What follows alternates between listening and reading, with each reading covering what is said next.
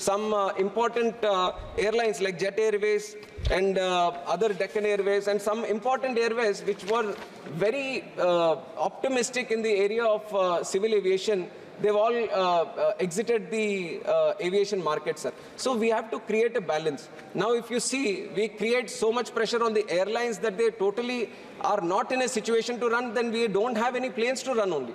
So we have to create a balance, and that is the balanced approach that the ministry is also looking at. Where there is a balanced approach, the airlines also shouldn't misuse or take advantage of the position of the passenger. And also at the same time, we are creating a level playing field so that the airlines also operate at a certain stage in the country. But on the directions of Speaker sir also, last time when there was a discussion on this, he said, why don't you meet the airlines? And we are doing it from the ministry, sir. We are having meetings with the airlines industry, and we are trying to ensure that there is no misuse or there is no disadvantage for the passenger here. And especially I would like to mention in the House also, because a lot of people have raised this issue across the benches, sir, and even Speaker sir has also taken cognizance of this. So we are thinking, sir, of setting up an online mechanism to take in grievances from not just the MPs, from also the public. And we'll put up a team in the ministry which is going to specifically look about these issues where they feel undue advantage has been taken or unnecessarily some unreasonable hike has happened in airfares. Whenever there is an issue like this, we're going to create an online system which will take care of the grievances. You can put in your grievances, and with timely response, we are going to address this one, and we are going to make sure that there is no undue advantage that has been taken by the passenger. And this much I want to tell the honorable members of this House, sir. And other than this, one important scheme that has been brought in by Honorable Prime Minister, I would like to mention it to the House again, sir, which is the RCS scheme. RCS Udan scheme was a total game changer for the civil aviation market in the country. And we should all be proud by the great vision Honorable Prime Minister Narendra Modi ji had to create this scheme back in 2016 itself, sir. And I take great pride in talking about this RCS Udan scheme, which is Regional Connectivity Scheme, Ude Desh Ka Aam Nagrik. And some of the success stories this has created. Now, I could see the positivity of most of the people, members who have spoken yesterday also. They have been proudly talking about the airports in their districts, airports in their constituency, how they have increased, how they want more connectivity happening, how they want the terminal capacity to increase. And I would like to take certain examples. One example is Darbhanga Airport, sir.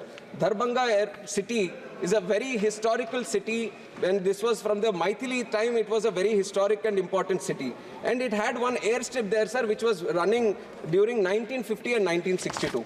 After 1962, there was no plane there. It was totally taken away from the civil aviation map of this country.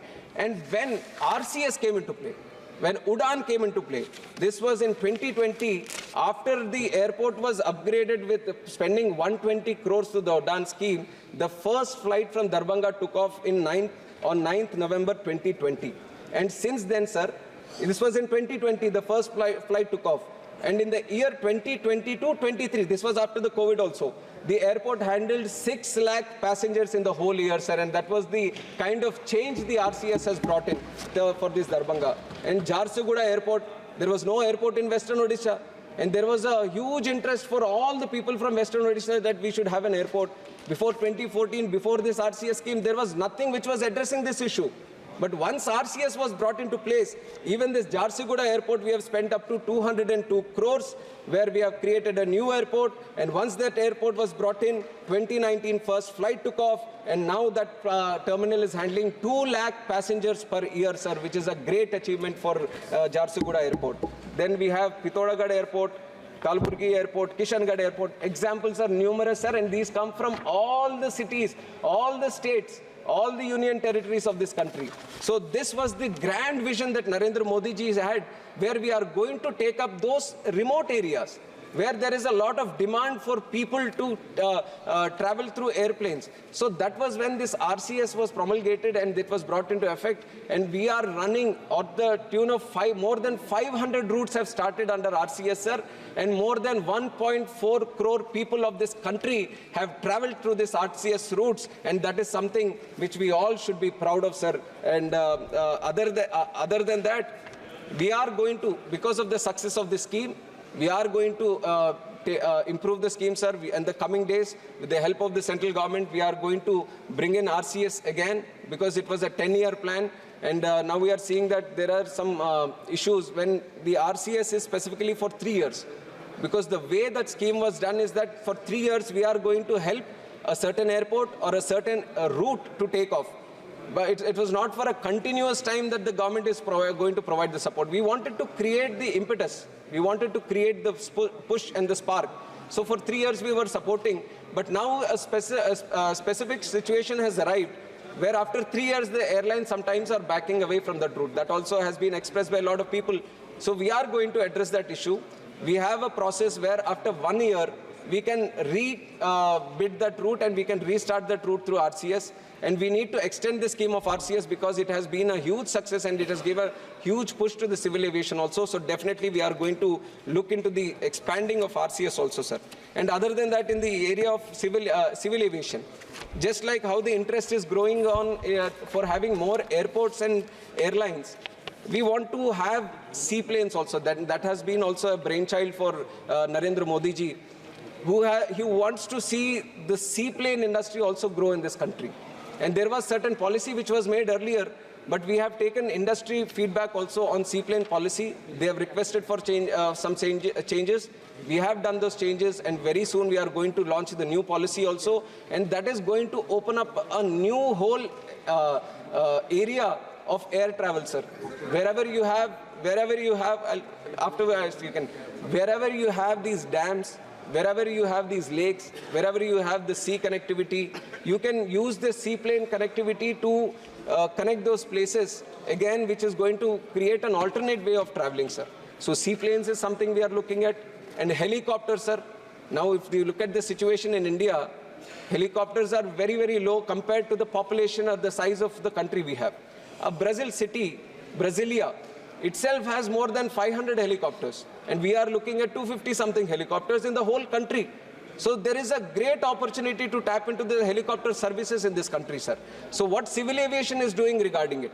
We want to encourage manufacturing of helicopters in the country. We are trying to push it. Now, like I've said, there is the state of design element which is there in the Bharatiya Vahyuyan Videyak, which is going to improve the setting up of plants, designing these helicopters. And once we have that network within the country, I'm sure there is a lot of, if the states can also support us, and I would like to specifically take the state of Madhya Pradesh to give as an example, sir. They are doing a wonderful job.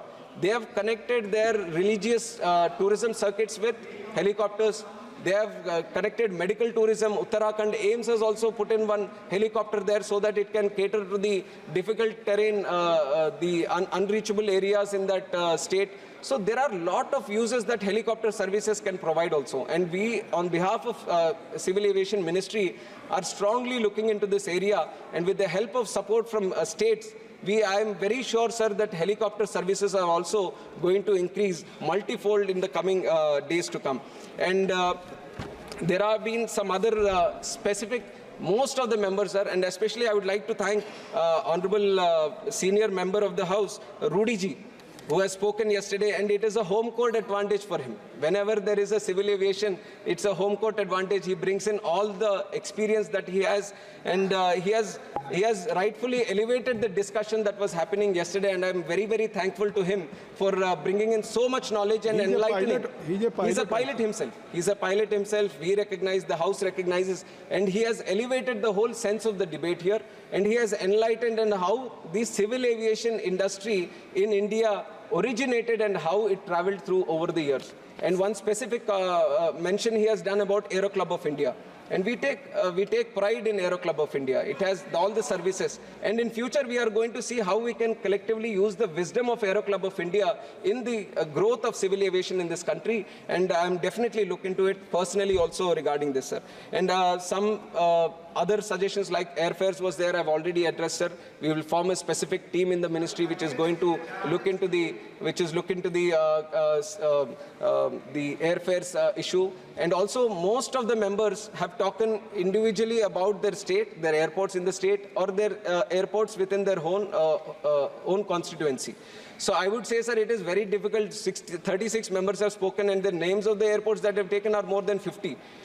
each individual airport has a specific, I wouldn't say a problem, but they have a specific update, which I want to give to the honorable members. So if possible, I would extend through this August House, sir, whenever they have the time, they come and see me so that I can sit with them and explain to them exactly what is the necessary thing that needs to be done regarding that airport, sir. And I want to tell from side of the ministry that we are interested in creating more airports.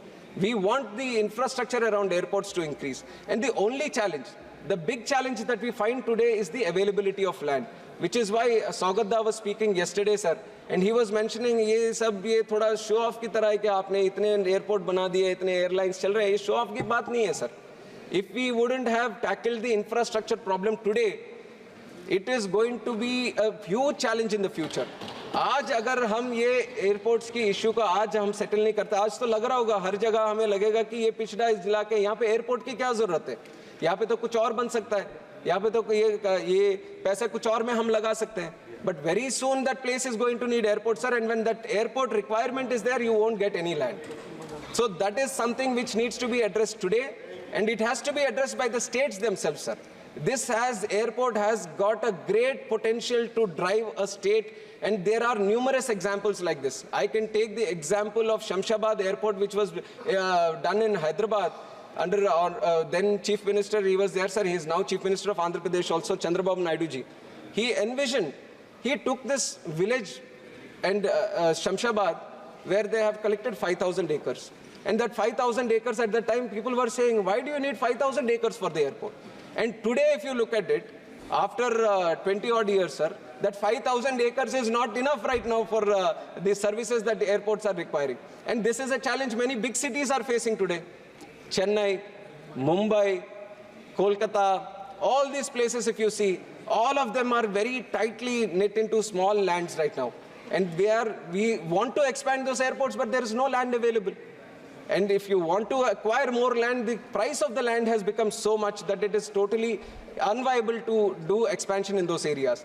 So I am advising all the members here, and also through you to the states that you represent, that if you can focus on getting that land parcels today itself, you are going to create airport infrastructure which is going to be useful for generations to come. It is very difficult tomorrow to address this land issue. Even today, yesterday when I was hearing the speeches, a lot of people have already mentioned about land acquisition, how it is a problem. Right now only, if you want to take those areas for airport development, there is a lot of land acquisition problems just like anywhere else. So we have to tackle this problem, sir. And from our side, whatever support is needed from the central government, we are going to provide just like we have done for the last 10 years. And we are committed to improve the airport infrastructure in this country under the leadership of Honorable Prime Minister Narendra Modi ji. And that is our commitment to all the states. Patna Airport also, Honorable Member has spoken about it. Whatever state, see the state land is with the state right now. And whatever land the state provides, the way we approach it is we first give the site clearance. We do an inspection, thorough inspection. Can an airport come here? Can it be viable?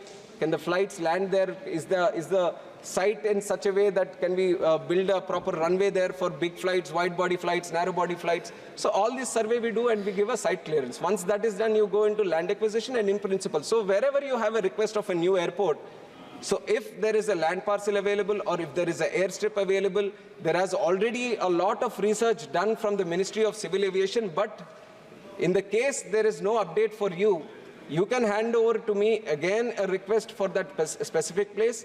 I will give you a specific update on what that site, the status of that site is, and with the cooperation from the state and central government, I can assure you if everything goes perfectly, then we can very soon build an airport in that place. So don't restrict yourself. If you have any place in mind, please let me know so that I can get it inspected, and I'm going to provide all support from the ministry so that we can build airports there. So that was regarding the airport, individual airports, and especially during connectivity. For connectivity also, there have been a lot of requests. We have an airport now, we want to improve on the connectivity. Now again, connectivity is a market-driven exercise that is being done by the airlines. We don't have a specific rule saying, or we don't have the specific power to say to the airlines, ki, acha, you just have to start this route from today. But through RCS, we have done a bidding process where these unconnected routes or unserved airports, underserved airports, they are all given certain viability gap funding so that the unconnected airports are connected. So in that sense, if there is any airport which comes under the RCS category, then definitely we are going to provide the support and ensure that proper connectivity is given. And all other requests that you have, let it be for domestic flights or international flights. And even though that is not the direct responsibility of the government, we are trying through a favorable way to push the request to the airlines so that they can be considered as and when there is a possibility of considering them. Sir, these are some of the main issues that were mentioned yesterday. And other than this, sir, I think any issue from any member that has been raised, and especially Saugadda, he's not here. But one thing, I take objection from what he has said, sir. Buddhist circuit. Sir, your Buddhist circuit is also there, and we are definitely going to sit with the state government and do it, sir. And also, if Honorable Speaker sir was there, I would have told him also we have given site clearance for Kota Airport, where he has been very strongly pursuing from his side also. And sir ये शुरू होगा तो सारे का एक एक आ जाएगा, मैं अलग से दे दूंगा सर, सबका अलग से दे दूंगा. Yes, all these grievances that you have regarding... He is ready to invite to any honorable member. Any grievances that you have regarding airlines or airfares, we are going to create a proper system where we have a team in the ministry which is going to address all these issues. We are going to create a very efficient system where you can provide us with all the details. If there is a specific airfare that you feel there has been an unreasonable hike, you provide us on which website you have taken it, what was the timing of the plane, which plane and all. If you can provide the details, we will do a thorough research from our side, and if there has been any misuse of the rights of the passengers, then we are going to take strict action also, and we have done this in before also, sir. And other than the one... No, please, kindly you address to the chair. Sir, like I said, land is totally state subject, sir. Land is totally state subject. If you feel somewhere it is very high, then it is up to the state only to look at alternate land proposals. We are not saying that airport should be restricted to one specific area. You can look at 4 or 5 areas and we can provide you with all the inputs where it can be feasible. So if there is a certain parcel that becomes very expensive, it is up to the state to look at other alternatives also. And I would like to take the point of Saugaddaji when he has... Kani Moji ji, is it not fair? I think so. So many members have already raised concern. If he is responding, and once minister, if he is replying, so at least he should not finish. So I think so should not. You can ask later on. When I will allow you, you can ask later on. Sir, I will say that I am very, very accessible to everyone, sir. Any request that they have, I am willing to meet anyone. At any time that they specify, I'll give them proper update. You take a cognizance of Kani. Yes, Thoothukudi Airport, sir, definitely we take. There is a terminal building under construction there, and you have also requested many times to speed up the process, and our ministry is trying to push it up also. And Mumbai may be here, sir, Navi Mumbai Airport, which is a game-changer airport for the whole Mumbai city, and that a lot of people have expressed concern on when it is going to open. It's been going on for a long time, but I personally visited that airport. I've taken a review, sir, and we have given a strict deadline that by April 1st, the first flight has to land and take off from that place, and we are ensuring that they stick to their deadlines. There is April 2nd kar dein usko. So many of the airports, we are trying to put a time-bound deadline so that they complete their work on time, and people can access all these airports, sir. And coming back to this last point that I wanted to mention, Saugadda has mentioned that everything is getting privatized. Airlines, Air India दे दिया आपने, तो अब तो कोई ये seat का upgrade भी किसी से पूछ नहीं सकते. ये सर पहले होता होगा सर, ये सिफारिश कल्चर 2014 से, और इसी सिफारिश कल्चर के साथ एयर इंडिया का कर्जा 80,000 तक चला गया सर. उसी के वजह से ये नुकसान हुआ. एयर इंडिया पूरा हमें छोड़ना पड़ा. बट अभी जो है सर, ये ministry of civil aviation doesn't get requests of seats upgrade, sir. We get requests of airports upgradation. We get requests of airport infrastructure upgradation. We get requests of facilities upgradation. So we have taken the level of civil aviation from just recommending for seat upgrade to airports upgrade, sir. And this has only happened because of the vision Honorable Prime Minister Narendra Modi ji had. And that is the commitment we all are showing to the country also. And there is a lot of scope and potential, sir, especially with the MRO industry also. And I have replied in one of the answers, the growth, especially from $2 billion industry in 7 years, we are going to hit $4 billion industry in MROs, which also has a great potential for job creation in this country, sir. So a lot of different sectors in civil aviation are being looked upon, and this Bharatiya Vayan Videyak encapsulates all of them and gives a good direction, and it harmonizes all the SARPs that have been set by ICAO, which is a United Nations agency for civil aviation. And we are globally trying to maintain a top standard where we just don't operate within ourselves, but we set standards for the whole world itself. So we are looking at a very promising sector in civil aviation, sir. And I would like to personally thank Honorable Prime Minister Narendra Modi ji, who has given the responsibility of handling civil aviation at a very young age, sir. I didn't have any expertise on the civil aviation, but he had the confidence on the young member of this country, sir. He has the vision that if it is in the hands of a young minister, then it is definitely going to go very high. So that is one thing I want to thank Honorable Prime Minister and also our leader, Chandrababu Naidu ji, for giving me the opportunity. And on behalf of me and also our Minister of State, Muralidhar Mohal ji, we are both young ministers here, sir, and we want to do a lot of good things for civil aviation, and we have received the support. Yesterday, people who were speaking from both sides, they've all given a lot of support, and they've all encouraged us as young ministers from both sides. So all on behalf of the Ministry of Civil Aviation, I would like to thank all the members from each side, everyone who has shown support to us. And with this kind of support that you are giving to the Civil Aviation Ministry, we are sure that we are going to reach #1 in the domestic aviation market in the whole world.